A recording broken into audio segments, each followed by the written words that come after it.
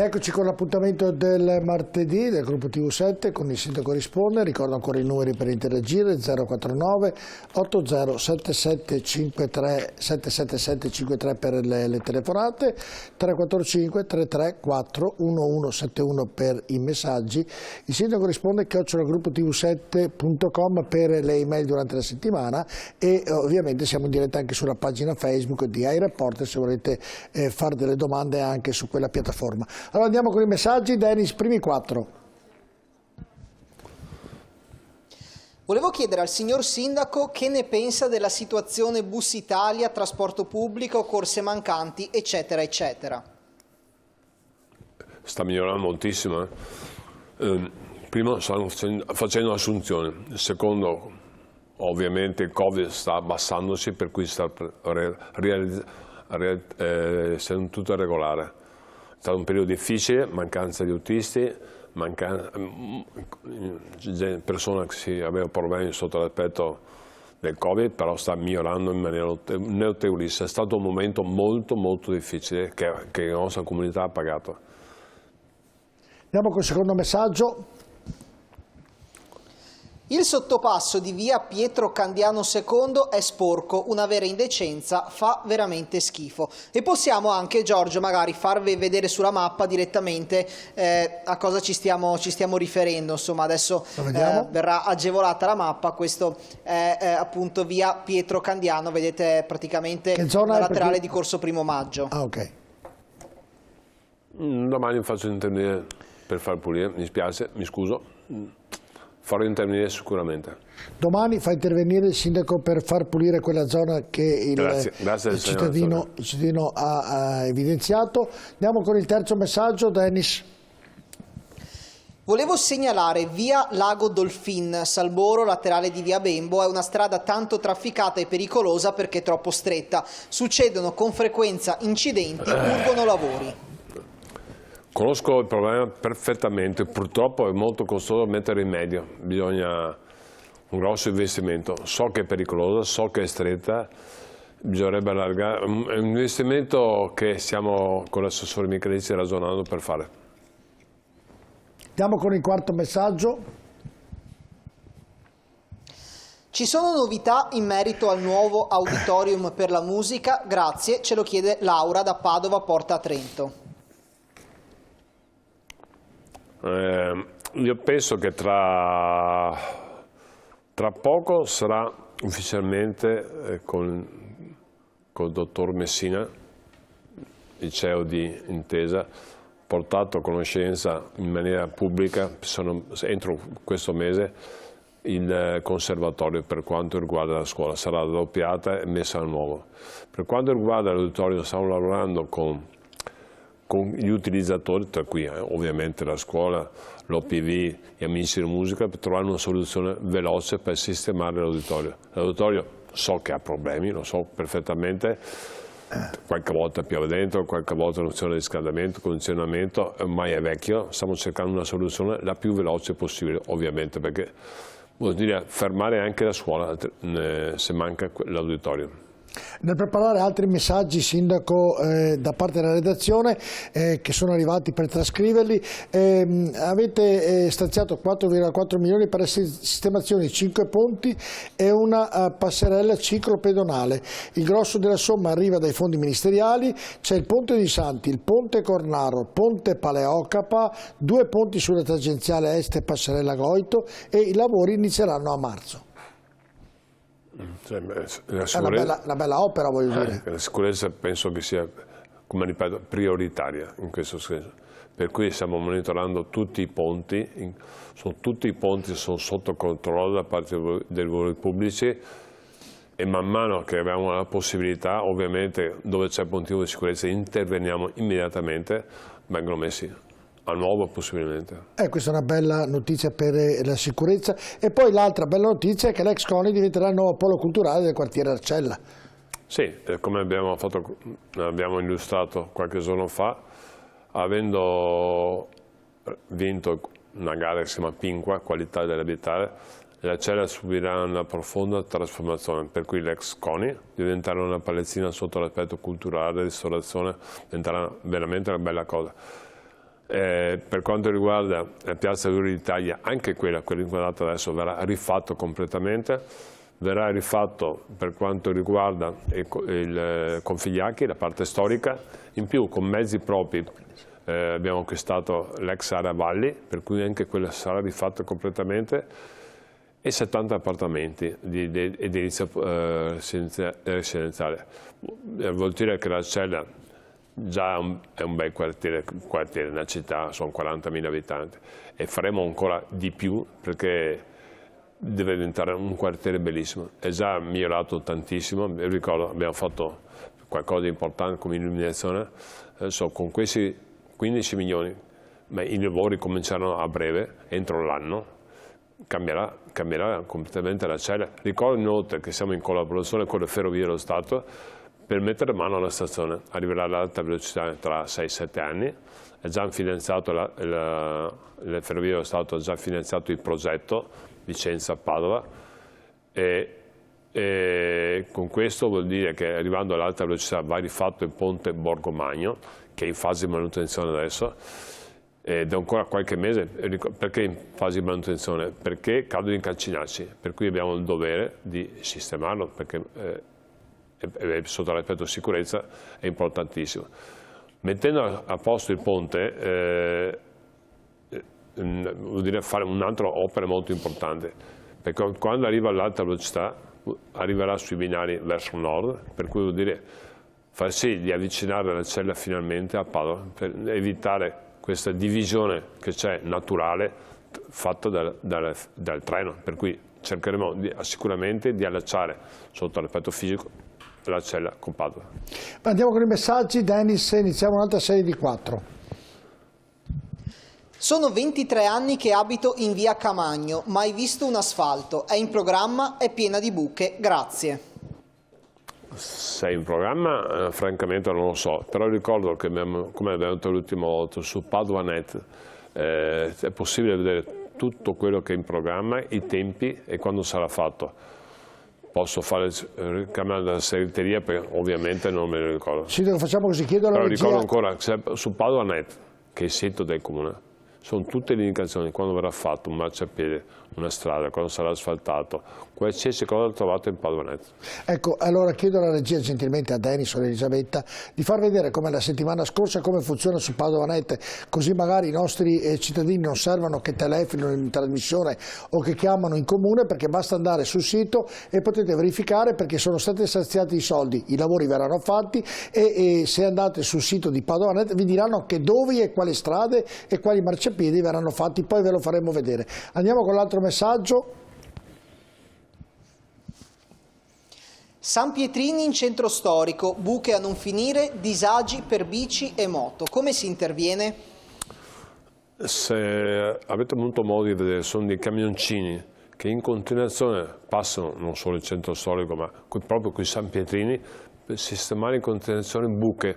Ovviamente facciamo le spese dell'inverno, del freddo, del ghiaccio e di quello che c'è d'inverno. Però se vedete sono in continuazione dei camioncini che mettono a posto solo i San Pietrini. Dove c'è stato ma anche messo dell'asfalto per intervenire in maniera rapida, tolgono l'asfalto e mettono i San Pietrini. In continuazione. Andiamo nell'altro messaggio, Dennis. Scuola Vivaldi, educazione fisica. I ragazzi continuano a dover fare educazione fisica alle 8:30 all'aperto, sindaco. Brutta figura di comune e dirigente scolastico. E ce lo scrive Enrico. Facciamo un po' di chiarezza. La preside non ha voluto usare gli spazi della parrocchia. Di conseguenza il nostro assessore sta cercando lavorando per trovare una soluzione. A me dispiace questa cosa, però la preside, non voglio scaricare colpa su nessuno, non ha voluto usare gli spazi della parrocchia. Andiamo, e il comune sta cercando ovviamente un'occupazione. Andiamo avanti con il quarto messaggio, Dennis. Sono previsti investimenti per l'argine di Riviera San Benedetto, è ormai in condizione disastrosa. Sì, sono previsti, è prevista una ciclabile, gli argini,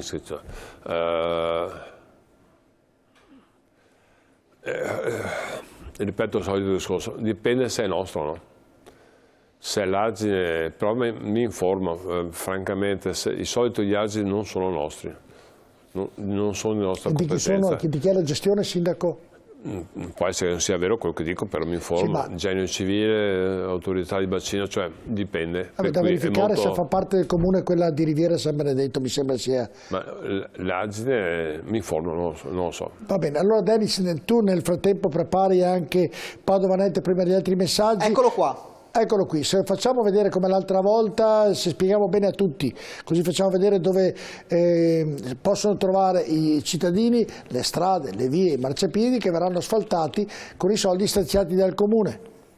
Esattamente, allora sul sito del comune, che è www.padovanet.it, nella barra di ricerca, come vedete abbiamo già fatto noi, basta scrivere asfaltature, cliccare ovviamente su cerca, escono diversi risultati, bisogna andare a visualizzare questo comunicato stampa che state vedendo adesso, che dice 11 milioni di euro per la cura dei quartieri. Si entra all'interno del comunicato stampa e scorrendo in basso, insomma alla fine della pagina, si trovano i documenti con l'elenco delle strade e l'elenco dei marciapiedi. Ovviamente entrando all'interno di quel documento, che è un semplicissimo file PDF, insomma si può andare a vedere l'elenco delle strade e dei marciapiedi, insomma, che sono interessati dai lavori. Ecco, Sindaco, nell'attesa dei messaggi di trascrivere anche delle telefonate, c'è ovviamente un momento un po' di difficoltà oltre per il Covid, per gli aumenti delle bollette del gas, della luce in maniera impressionante, addirittura del 100%, insomma in maniera molto pesante. Ecco, per questa c'è una soluzione che il Sindaco e l'amministrazione può fare oppure punto di domanda? Tanto stiamo facendo gli approfondimenti con la società di fornitura, però un compito talmente gravoso sull'aspetto economico che spetta al governo. Come sindaci abbiamo chiesto al governo di intervenire tramite i sindaci proprio per dare una mano in questo senso, anche con società tipo Era Luce e via dicendo, stiamo cercando di risolvere, però è un problema veramente grosso. Ma si può, Sindaco, le chiedo così da cittadino anche in questo momento, trovarsi la bolletta dell'aumento del 50%, addirittura uno prima pagava 600, adesso paga 1000 euro di gas per 2 mesi. È un problema. Cioè, ma possono aumentarla così di punto in bianco il doppio? Mi sembra che è una cosa un po'... È un problema che sa l'Europa, non è l'Italia. Sì, no, però è un problema grosso. Problema. Di punto in bianco così, dopo il Covid. È molto grosso che ad esempio la Francia non sa perché sa il nucleare, mentre molti paesi come l'Italia e la Germania, non avendo il nucleare, subisce gli effetti di questo, perché noi importiamo energia. Di conseguenza questo è un problema veramente importante, sia per chi non ha possibilità, sia perché per le piccole imprese, non solo famiglie. Per cui con gli fornitori stiamo intavolando un discorso per trovare delle soluzioni che non le troviamo, però un compito talmente importante. Ricordo che il governo, se non sbaglio, ha già messo 8 miliardi di euro, sembra, perché i dati non li ho esattamente, sembra che ne servono altri 20 miliardi di euro per risolvere questo problema, per cui non è un problema che il comune può risolvere, possiamo solo intervenire sul sociale, sull'emergenza, trovare un accordo con i fornitori di energia. Però una domanda, magari se può ovviamente rivolgere a chi di competenza. Noi abbiamo in settimana, se non sbaglio, la prima riunione per cercare di trovare delle soluzioni. Cioè, una famiglia che lavora... Non è a livello di qualche milione, qualche miliardo. Sì, no, volevo chiedere se era... Non è una soluzione dei comuni, bisogna che intervenga il governo in qualche maniera. È talmente grosso il problema che è irrisolvibile. Perfetto. Da parte del comune. No, solo che dispiace le famiglie che ovviamente a fine mese devono vivere e pagare. Lo so perfettamente, lo conosco perfettamente, che ho avuto tanti problemi. Andiamo con altri 4 messaggi, iniziamo con il primo, Denis. Salve signor Sindaco, è possibile fare una pista ciclabile da via Umberto I a tutta via Roma? Grazie. Sono moltissime risorse come piste ciclabili, sono di più di 7 milioni. Anche questo su Padovanet c'è, per cui però via Roma però non c'è. È già ciclabile? È già ciclabile, no, io ho capito cosa intende, perché spesso volentieri passo in biciclette sono ovviamente con i pedoni diventa pericoloso, però è difficile, qua va solo posto attenzione reciproca, specialmente dei ciclisti, che non si può andare a tutta velocità, bisogna rispettare i pedoni. Però è pedonale ciclabile. Sì, ecco, ma magari di vietare ai monopattini di passare quella via velocemente. Ripeto che i monopattini hanno lo stesso diritti delle biciclette. Però sì, no, passano i monopattini. Non è stata cambiata la normativa, è rimasta inalterata. Quindi possono scorazzare? Biciclette, no, non in zone pedonali, no.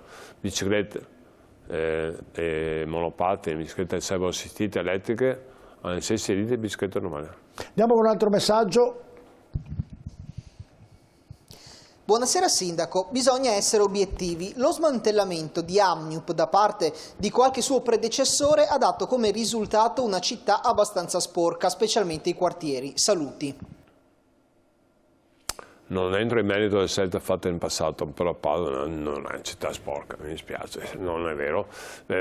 Io la giro in continuazione, sia parte del centro sia parte dei quartieri, non è una città sporca, per favore. Anche, non è bello dire questo, anche la settimana scorsa mi è fermato un cittadino e ho detto, ma guarda sta via, è la via al Tinale, che sporca è? Ho detto, scusi, mi faccia vedere dove è sporca.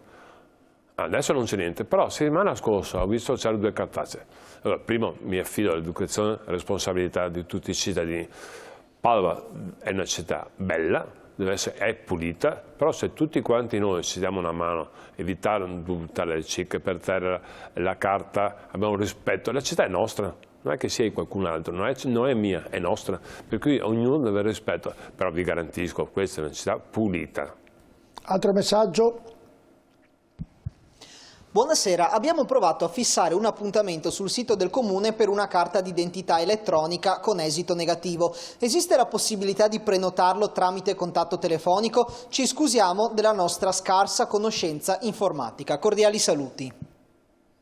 C'è la possibilità di prendere un appuntamento telefonico, ma lo fanno sempre con appuntamento telefonico, se non erro.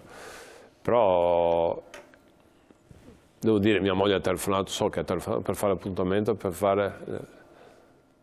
penso di sì, però mi informo un attimo meglio. Tra poco. Anch'io, tra poco dopo la pubblicità. Ne abbiamo ancora un altro, Dennis, oppure... Sì, abbiamo un quarto messaggio. Un quarto messaggio, poi il sindaco si informerà ovviamente per quanto riguarda la carta d'identità, come prenotarla, come farla fare. Prego, Dennis.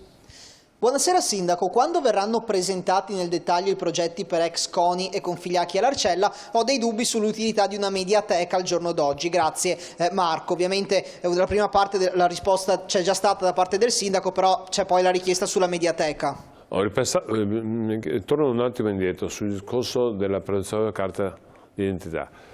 È online perché bisogna collegarsi col Ministero. Non lo fa il Comune di Padova, è collegato con il Ministero degli Interni, per cui ovviamente bisogna prenotarsi, è online con il Ministero degli Interni. Noi siamo solo un portatore sotto l'aspetto operativo, è l'online del Ministero degli Interni. Per quanto riguarda i due, abbiamo parlato prima, per quanto riguarda Configliacchi e ex CONI, entro l'anno partiranno i lavori. Nessuno ha detto che sarà una mediateca, stiamo ragionandoci, anche parlando con i cittadini per trovare le soluzioni più corrette, per cui sotto l'aspetto civico, sotto l'aspetto trovare qualcosa che funziona. Biblioteca, l'importante è essere veloci per fare sì che risolviamo questi problemi annosi sia del Configliacchi che ex CONI, Piazza Giulio d'Italia, per cambiare veramente aspetto del quartiere. Allora andiamo in pubblicità, ricordiamo i numeri per interagire con noi nell'ultima parte di questa trasmissione: 049 807 7753 le telefonate, 345 334 1171 i messaggi, il sindaco risponde @gruppotv7.com per le email durante la settimana. Invece siamo in diretta anche sulla pagina Facebook, sulla piattaforma Facebook, nella pagina di iReporter. Rimanete con noi tra poco.